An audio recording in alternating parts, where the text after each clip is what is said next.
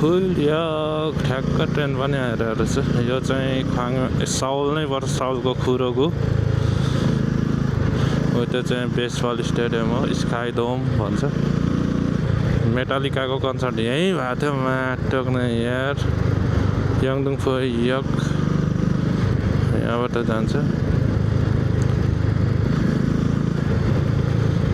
मेटालिकाको concert miss भयो त्यो चाहिँ लाइफमा यार रिग्रेट हुने कुरा नयाँ नयाँ थियो है त्यतिखेर थाहा पनि थिएन खासै केही पनि त्यही भएर मेटालिकाको कन्सर्ट मिस भयो यहीँ भएको थियो यति नजिक रहेछ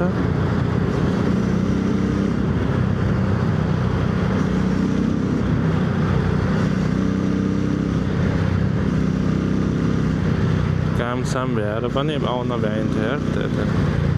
यति नजिकै यार 10 मिनट पनि लाग्दैन 10 मिनट लाग्छ आइपुग्नु